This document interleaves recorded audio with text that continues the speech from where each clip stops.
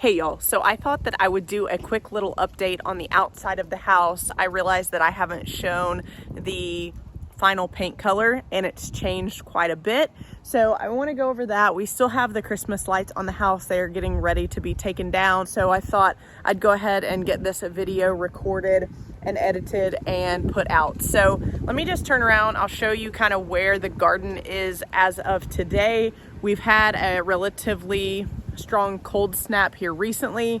It's really the first cold weather that we've had in some time. It's been unseasonably warm here in Oklahoma City, so we are pretty excited to get a little bit of cold weather. And while it's really nice today, it's supposed to get pretty cold here pretty soon. So I wanted to get a good shot of what the garden looks like right now. I'll show you the front and the back so that I can go back and reference it come springtime. Okay, so here is just a brief look. You can see, for those of you that were asking about the corten steel edging, it is totally rusted at this point, and that is the way that I like it. It kind of blends in with the house, and it's not something that you really notice unless you're specifically looking for it. All of the pansies are doing well. You've probably seen the video of me planting the 900 tulips, and those are all in the ground just waiting for spring weather to arrive. I'm really excited about that. Everything's grown quite a bit since we put it into the ground. Some of the boxwoods are starting to bronze just a little bit. That one and that one. I would have loved to have the exact same variety of boxwood, but there was already so many boxwoods that were mature in size up here that I really just didn't want to waste any of those. So I thought I will go ahead and put some winter gems along with some English varieties and kind of see what they look like in the winter. I'm not as concerned about the winter months as I am the summer months, and during the summer months they will be slightly different green, but I think that they will end up looking okay. And if for some reason they don't, then I can change them out at that point. But I wanted to go ahead and at least give them a chance. So everything looks a little bit sparse now, but all of the Mexican feathergrass and the salvia and the lamb's ear that you see there, all of that will mature in size quite a bit. It's relatively small. I bought a lot of small plants just because I needed so many plants up here, and so I just am so ready for those to mature, but that just takes time. That's the hardest part about gardening, is waiting for the plants to mature. But by filming this video, I'll be able to go back and reference this come, you know, springtime next year and summertime, and really look at how much everything has grown. It's always sneaky how fast things grow. So you can see also right there, like right in front of that boxwood, there is a ton of self-seeded Minoan lace that is going to come up this spring. And I think that I probably will allow that to flower and just get to it and get it pulled prior to it going to seed. So that's the plan as of right now. Many of you know, if you've seen in previous videos, that I'm looking for about 3 large U's that I want to put right there. I'm looking for a specific variety that I haven't been able to find yet. So I have gotten with our local nursery to see if they could order that. But really everything's doing good. You can even see the salvia there. It's still blooming even though we've had a couple of evenings below freezing. But like I said earlier, we've been unseasonably warm, so.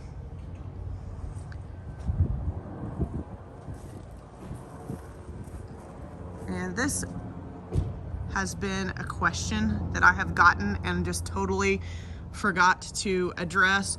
That is a dwarf magnolia, for those of you that have mentioned it. It's way too close to the house, etc.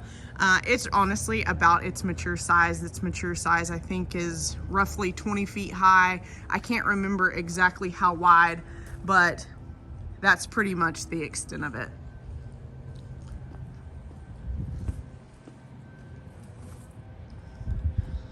this boxwood that we transplanted, this massive boxwood, is doing so well.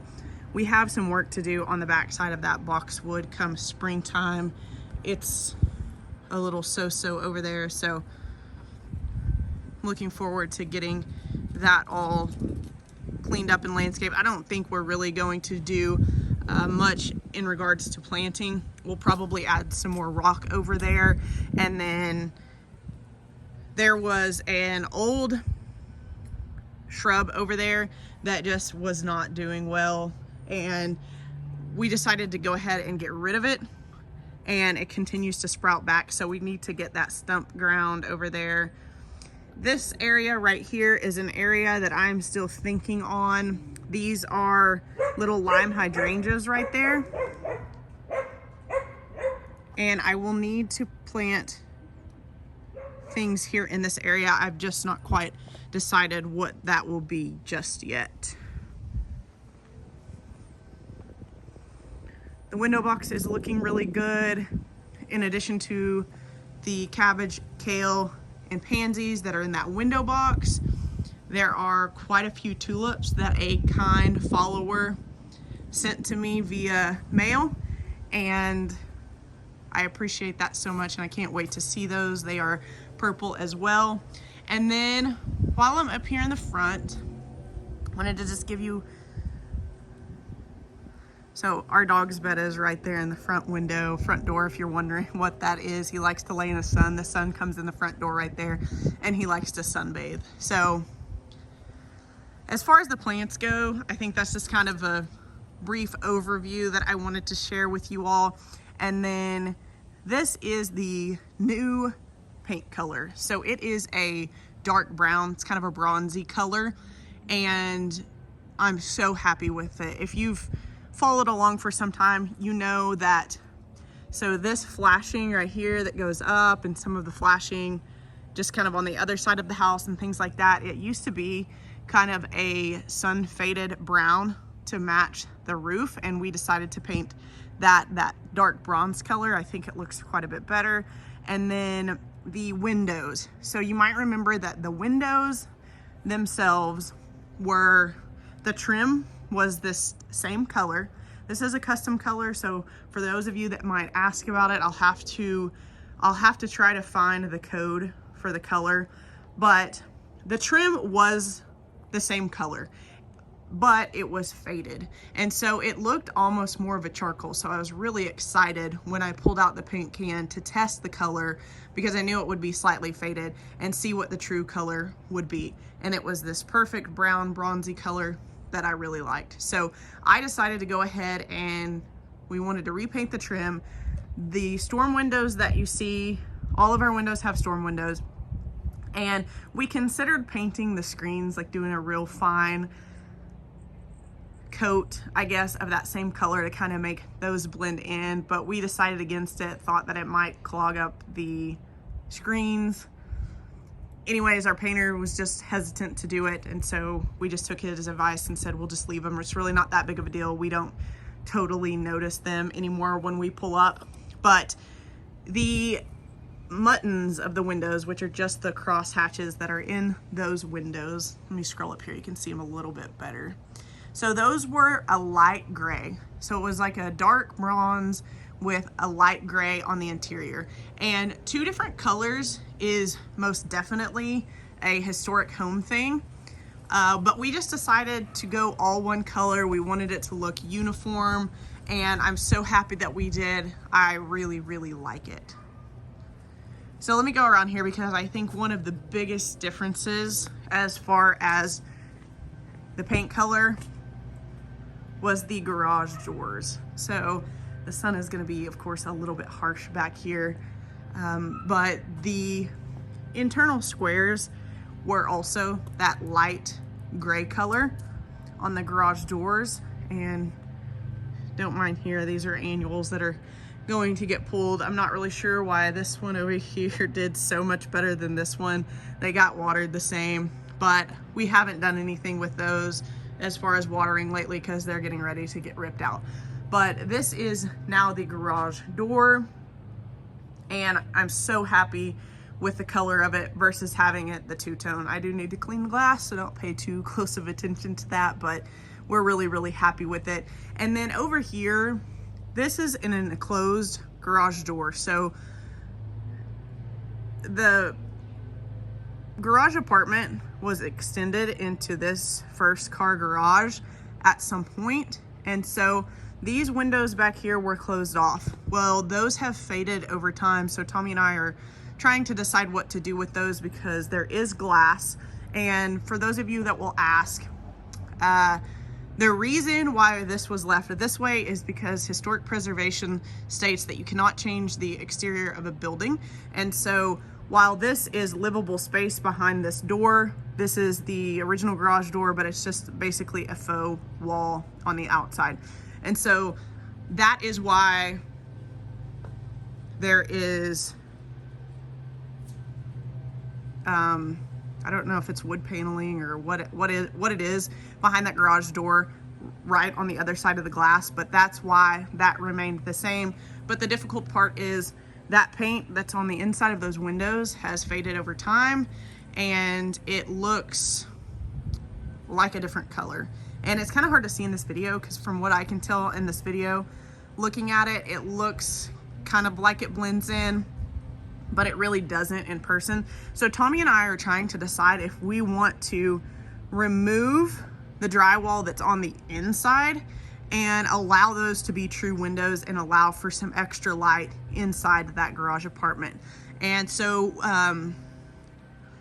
while Tommy could do that, he really doesn't want to do that. So we might be getting some quotes on that here in the future. The other option was to frost the glass on these panes and these panes to make that not noticeable. But really, I would kind of like some extra light in the garage apartment, considering I have a lot of plants in there, and that's kind of at the moment where I'm keeping some of my plants that I haven't gotten in the ground for the winter time, and some indoor plants as well. So let me step back here. You'll notice that there's some grass that's dormant. I took those out today so that they could be watered, but I can't wait to plant all back here around these trees. Over here, we transplanted some things like these hydrangeas over here. Those bloom on old wood, so that's why those are not being trimmed back. For those of you that might ask, when we initially did this patio, I expected it to go up further, but it came out a little further than I expected. And when I got home, I was like, oh, okay, it didn't go all the way up to where those plants are, because I'd previously landscaped that and still need to replace some of those boxwoods.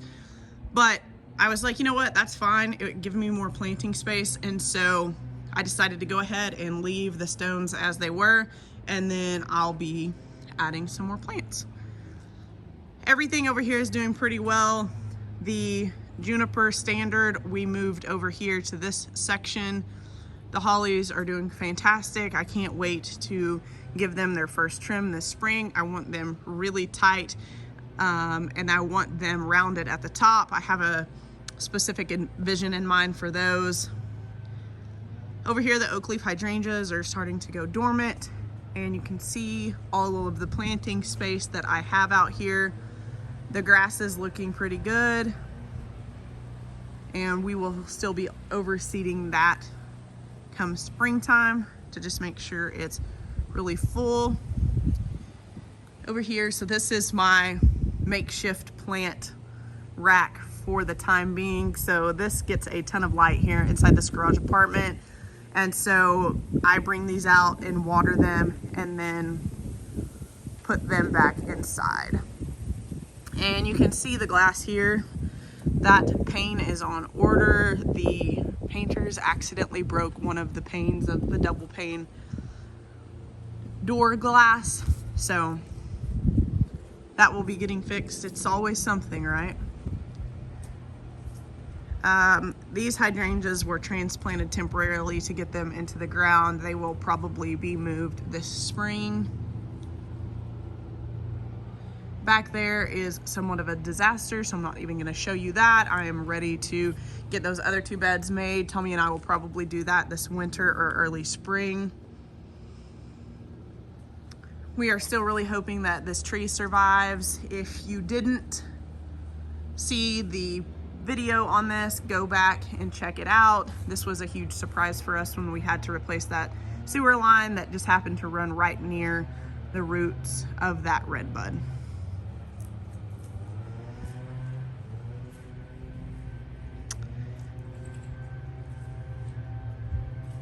But yeah, I just wanted to give you guys an update on how things were looking, and also I just like to have this kind of as a reference point for myself come springtime, early summer, to see the progress that we've made, and we'll be making so much more progress this spring. Again, all of this brick, had a lot of questions on hiding the trash cans. That brick, we will be building a wall. There is a concrete slab right there. We will be building a brick wall to hide those trash cans, and they can just be pulled out in that direction. So ready for those to be hidden. I really don't like looking at those. So yeah, basically we have a ton of work left to do back here in the back come springtime. We still have part of the basement to finish. I've honestly just been being lazy and haven't wanted to get the masonry paint put on the wall down in the basement. Really needs to get done. We also need to build a cabinet down there for the washer and dryer. I have so many things still left to show you guys, but I just wanted to give you guys an update on the garden as well as the paint color, because I had some people asking those questions.